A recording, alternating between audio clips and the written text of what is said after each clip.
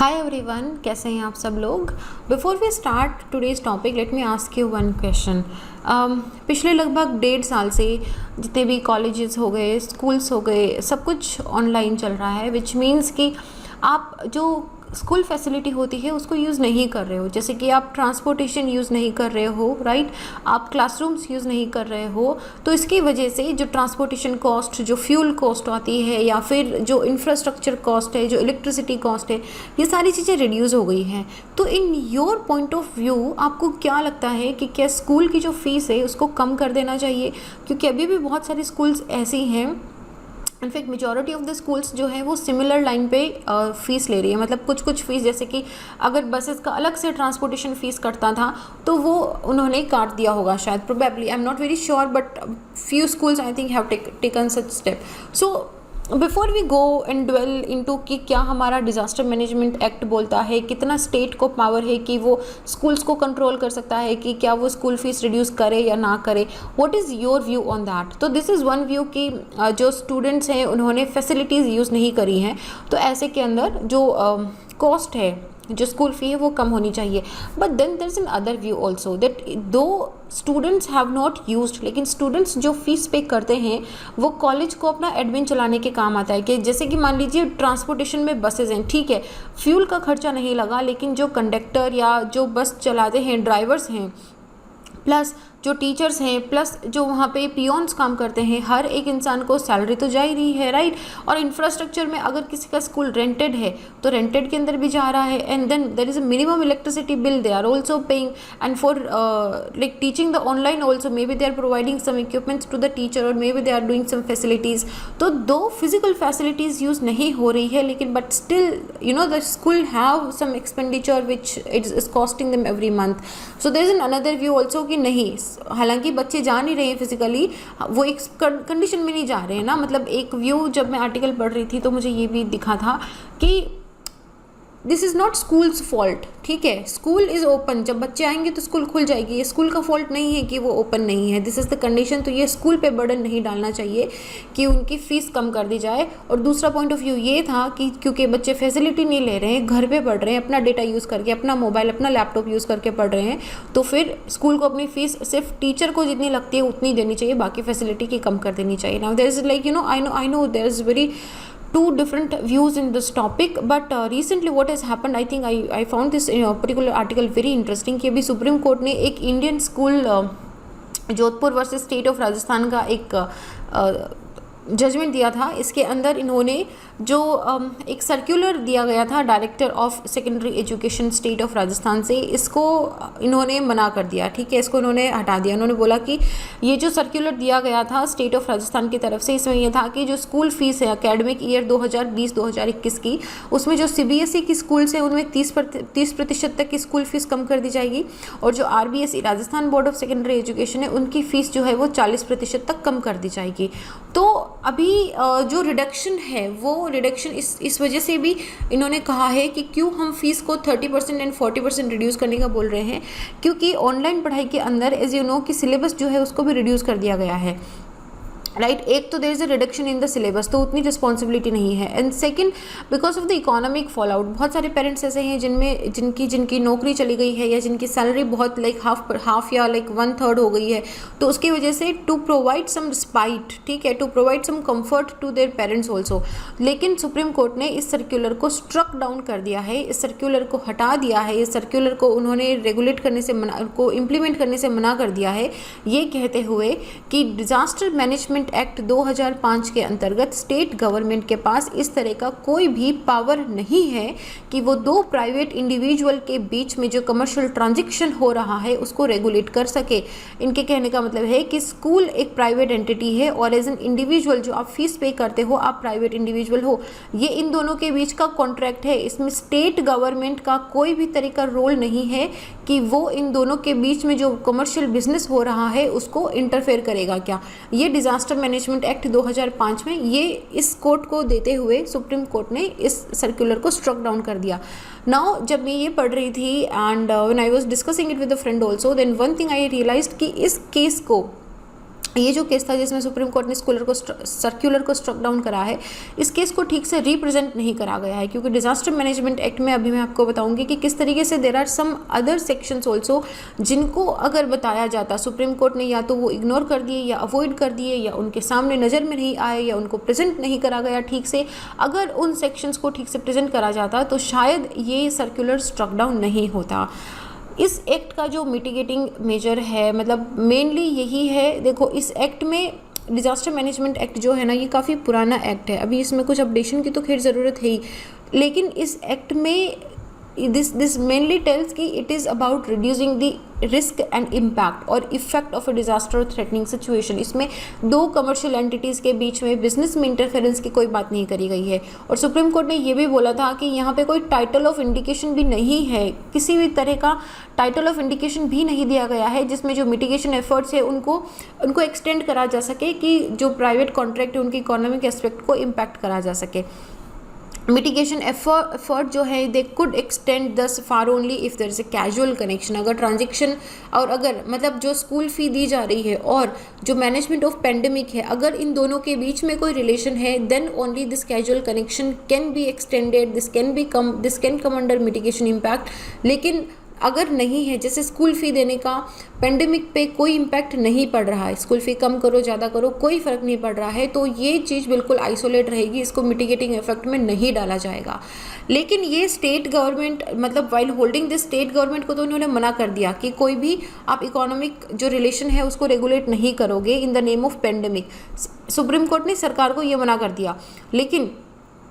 Supreme court ने खुद ने the very same power they have exercised, और उन्होंने जितने भी प्राइवेट अनएडेड स्कूल्स जिनको सरकार से किसी तरह का सपोर्ट नहीं मिलता था, टोटल प्राइवेट स्कूल थे, इनको बोला है कि आप अपने प्रीवियस ईयर अकेडमिक में 15% तक इनकी फ़ीस जो है वो कम करोगे। कोर्ट का डिसीजन जो है वो सरकार के हाथ बांध सकता है कि वो पेंडेमिक के फॉल आउट को किस तरीके से डील करते हैं, क्योंकि जाहिर सी बात है कि स्कूल या स्कूल फ़ी जो है वो एक बड़ा ह्यूज बंच ऑफ, मतलब अगर बहुत बड़ी स्कूल है जैसे लाइक जयपुर की Janki Devi school, oh my god उसका फीस इतना हाई है, I don't know why schools have so much high fees. Anyhow, मतलब मैं तो सरकारी स्कूल में पढ़ी हूँ, तो मतलब मुझे लगता है कि anyhow this totally my personal opinion, but the point is कि सरकार का ये जो, अगर सुप्रीम कोर्ट का ये जो डिसीजन है ये सरकार के हाथ बांध देगा कि वो पेंडेमिक को किस तरीके से इकोनॉमिक फॉल आउट में डील करती है। In the aftermath of the nationwide lockdown also state government ने काफ़ी सारे एफर्ट्स लिए हैं टू अफोर्ड दी, ताकि जो इकोनॉमिक रिलीफ है इसको ज़्यादा से ज़्यादा एक्सटेंड करा जा सके। तो सुप्रीम कोर्ट ने पहली बार इंटरवीन नहीं करा। इससे पहले भी अप्रैल 2020 में महाराष्ट्र गवर्नमेंट को सुप्रीम कोर्ट ने डायरेक्ट करा था कि आप 3 महीने का जो रेंट है वो नहीं लोगे यहाँ से। सिमिलरली दिल्ली स्टेट गवर्नमेंट के अंदर भी इस तरह के ऑर्डर पास करे गए थे कि जो डेली वेज लेबर्स हैं, जो आपके यहाँ हर डेली वेजर्स हैं, वहाँ पे आप कंटिन्यूसली उनकी वेजेस पे करते रहोगे चाहे लॉकडाउन में वो आ नहीं रहे हैं। तो ये सारे जो मेजर्स हैं, इंक्लूडिंग एनी मेजर जो लॉकडाउन की वजह से, मतलब यू नो लाइक नए तौर तरीके की वजह से जो नए मेजर्स आ रहे हैं across the country, they are very vulnerable to being struck down by interfering. Like अगर आप ऐसे बोलोगे कि आप प्राइवेट कॉमर्स या कॉन्ट्रैक्ट के बीच में इंटरफेयर कर रहे हो, आप इंटरफेयर नहीं कर सकते हो, तो फिर ऐसे तो बहुत सारे ऐसे मेजर्स हैं जो पूरे के पूरे एकदम स्ट्रक डाउन हो जाएंगे। तो ये केस इंडिया में ही है, जबकि यूएस एंड सिंगापुर के अगर आप अंदर जाके देखोगे ना तो उनके अंदर एक कोविड स्पेसिफिक लेजिस्लेशन लाई गई थी। मतलब उनको पता था कि सिचुएशन लंबी चलने वाली है, somewhere may be they speculated and then they knew that, and उन्होंने कोविड स्पेसिफिक लेजिस्लेशन पास करके रखा है। इंडिया के अंदर हमारा जो कोविड पेंडेमिक को डील करने का एक्ट है वो हमारा डिजास्टर मैनेजमेंट एक्ट ही है। पूरी पेंडेमिक रिलेटेड मिटिगेशन मेजर के फाउंडेशन डिजास्टर मैनेजमेंट एक्ट ही है, और इसके अंदर अभी तक डिजास्टर मैनेजमेंट, मतलब it is not in with in the realm of the contemplation. The disaster जो डिजास्टर मैनेजमेंट एक्ट के अंडर आता है दैट इंक्लूड इन एपिडेमिक, और द पावर जो इस एक्ट के द्वारा दिए जाते हैं वो नेशनल वाइड जो लॉकडाउन भी इम्पोज कर सकता है या नहीं कर सकता है। तो it's a total different discussion, but I am sure कि मैंने डिस्कशंस के अंदर कभी ना कभी ये डिस्कस करा होगा कि किस तरीके से ट्विक करके, किस तरीके से कुछ एक्ट में से एक्ट निकाल के किस तरीके से नेशन वाइड लॉकडाउन को चलाया गया था कि किस तरीके से हम इसको जस्टिफाई कर सके। लेकिन इस तरह के अनफोर्सिन मैग्नीट्यूड को देखते हुए, मतलब you don't know what is the magnitude, we still don't know, मतलब हमको भी 1.5 साल होने वाला है अब लेकिन हमको अभी भी नहीं पता कि कोविड कितना लंबा चलेगा, कितना इसका इम्पैक्ट हो रहा है, actual impact we don't know. So ऐसे के अंदर सेंटर एंड स्टेट गवर्नमेंट दोनों को अपनी स्पिरिट ऑफ लेजिस्लेशन एंड किस तरीके से उनको पर्पसिव मैनर के अंदर इंटरप्रेट करना है, it has to be restored. एक तरफ अगर आप देखोगे तो स्कूल जो है, मतलब जैसे मैंने आपको स्टार्टिंग में 2 व्यू पॉइंट बताए थे कि वो सैलरीज दे रहे हैं, स्टूडेंट्स जो हैं हालांकि वो स्कूल इंफ्रास्ट्रक्चर का बेनिफिट नहीं ले रहे हैं, जो एजुकेशन मैनर है वो भी चेंज हो गया है, लेकिन फिर भी the risk of who bear the cost, कौन इस पेंडेमिक की कॉस्ट बेयर करेगा, whether it is the school और whether it is the parent, that is like still unanswered in too many parts. It is hard to see that क्यों state को, मतलब ये state का खुद का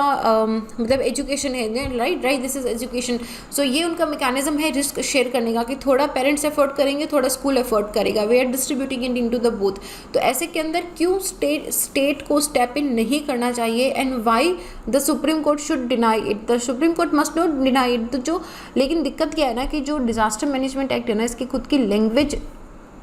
इकोनॉमिक इंटरवेंशन मेजर्स में कैसे करनी है वो खुद दिक्कत की है। जैसे कि section 24J of disaster management act है जो अलाउ करता है स्टेट एग्जीक्यूटिव कमिटीज़ को इंश्योर करने में कि कोई भी, अभी ध्यान से सुनना, मैंने आपको बताया ना कि केस को ठीक से रिप्रेजेंट नहीं करा गया है, दिस इज द सेक्शन जहाँ पे केस को ठीक से रिप्रेजेंट नहीं करा गया है।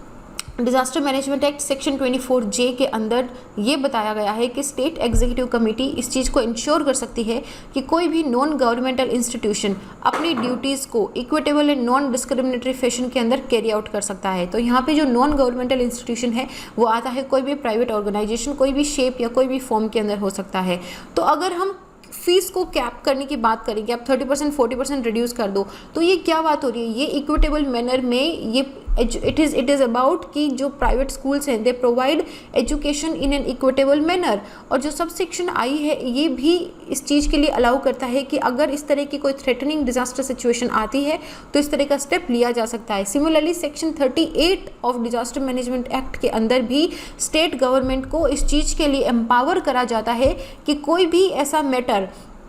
अगर स्टेट को लगता है कि ज़रूरी है to secure effective implementation of this act, कि डिज़ास्टर मैनेजमेंट एक्ट के लिए इस पर्टिकुलर एक्शन का लेना, इस पर्टिकुलर मेजर का लेना नेसेसरी है, तो स्टेट इज़ एम्पावर्ड कि वो ऐसा स्टेप ले सकती है। हालांकि सेक्शन 24 कोर्ट के अटेंशन में नहीं लाया गया था। ये जो सेक्शन 24J है कि नॉन गवर्नमेंटल इंस्टीट्यूशंस में equitable in non discriminatory fashion की ड्यूटीज़ के लिए उसको इंश्योर कराया जा सकता है, ये वाला सेक्शन सुप्रीम कोर्ट की नज़र में नहीं लाया गया था। Point remain that other provisions are broad enough to deal with the aspect of the pandemics. हालांकि ऐसा कोई रीज़न दिखाई नहीं देता है, मतलब मैंने जितने भी आर्टिकल पढ़े उसमें से मेरे को कोई भी एक ऐसा रीज़न नहीं दिखाई दिया कि क्यों economic aspect of the disaster जो है वो एक डिफरेंट फुटिंग पे लड़ना चाहिए और स्टेट गवर्नमेंट उसको रेगुलेट नहीं कर सकती है। सुप्रीम कोर्ट ने खुद ने बहुत सारे ऐसे प्रोविजंस लिए हैं जिसके अंदर मतलब जो distinction between the economic and other consequences है उनको ध्यान में नहीं रखा गया था। Court ought to have read the economic fallout of the issuing the lockdown and business restrictions as a part of the effect of the disaster itself. Supreme court ने इन्होंने स्टेट करा था कि स्कूल जो है it is not entitled in the law to collect fees in respect of the activities and facilities which are not provided to the student due to circumstances beyond the control. Now this statement अगर आप इसको समझ लोगे तो आपको खुद ही लगेगा कि मैं क्यों इसको बोल रही हूँ कि बहुत ही कॉन्ट्राडिक्टरी है। सुप्रीम कोर्ट ने खुद बोला था कि अगर आप बच्चों को कोई फैसिलिटी प्रोवाइड नहीं करते हो, ठीक है, मान लीजिए कि आपका भाई या आपका बहन या आप किसी ऐसे स्कूल में जाते हैं जहाँ पे आपसे आर्चरी की फ़ीस ली जाती है कि आपको हर महीने आर्चरी के 1000 रुपये सबमिट करने हैं। नाउ द क्वेश्चन इज़ कि आपके पास आर्चरी है, स्कूल के पास आर्चरी सिखाने की फैसिलिटी नहीं है, there is no provision, there is no facility, तो लेकिन फिर स्कूल काहे के पैसे ले रहा है आपसे। तो यही चीज़ कोर्ट ने बोला था कि स्कूल उस चीज़ के पैसे कलेक्टिव फीस में नहीं ले सकता जो एक्टिविटी या जो फैसिलिटी बच्चों को प्रोवाइड नहीं कराई जा रही है to circumstances beyond their control, ठीक है। It is also indeed that the law, it is very hard to understand कि why the court is completely denuded the state of the power to enforce this law, कि state को इन्होंने बिल्कुल curtail कर दिया है कि आप नहीं करोगे इसको। Why not the state have been the best placed to determine कि what value of the activity and facility जो student avail नहीं कर रहे हैं, तो क्या उस पर रिलीफ बच्चों को देनी चाहिए, क्या उस पर रिलीफ पेरेंट्स को देनी चाहिए या नहीं देनी चाहिए। हालांकि we have been left with a situation जहाँ पे कोर्ट ने खुद इस चीज़ में खुद को असर्टन कर लिया है कि कि वो कौन सी वैल्यूज़ को जस्टिफाई करना चाहते हैं, नहीं जस्टिफाई करना चाहते हैं। Even this was done with A mayor assumption that at least 15% of जो एनुअल स्कूल फीस है it is towards the overhead expense saved by the school management. एक बिल्कुल अजम्पशन करके, जैसे मैंने आपको सबसे स्टार्टिंग में बताया ना कि कोर्ट खुद ने प्राइवेट अनएडेड जितने भी स्कूल्स थे उन्हें बोला कि आप 15% फीस रिड्यूस कर दोगे, क्योंकि यहाँ पे ये अजम्पशन कर लिया गया था कि जो स्कूल की टोटल फीस जाती है, मतलब आप अगर यहाँ पे अगर आप मान लीजिए 100 रुपये अपनी फ़ीस देते हो तो इसमें से सिर्फ 15% 15 रुपये जो है वो पॉकेट जो है स्कूल मैनेजमेंट के द्वारा सेव होता है, बाकी 85 रुपीज़ जो है वो स्कूल के खर्चे में चला जाता है। We are not even told कि what material was considered before arriving to this assumption कि 15% ही स्कूल के मैनेजमेंट में जाता है, मतलब 15% ही उनका प्रॉफिट रहता है। On all the account it appears that it was a decision best left to the state, मतलब it was better if the state could have taken that decision. But let me know your point of view also, that what do you think, like be very rational and be very logical about this, ठीक है। भूल जाओ disaster management act को, भूल जाओ, but as a human being what do you think कि क्या school को अपनी फीस रिड्यूस करनी चाहिए, क्या नहीं करनी चाहिए, और if you have any out of the box ideas also कि किस तरीके से this management can go, you can tell me that also.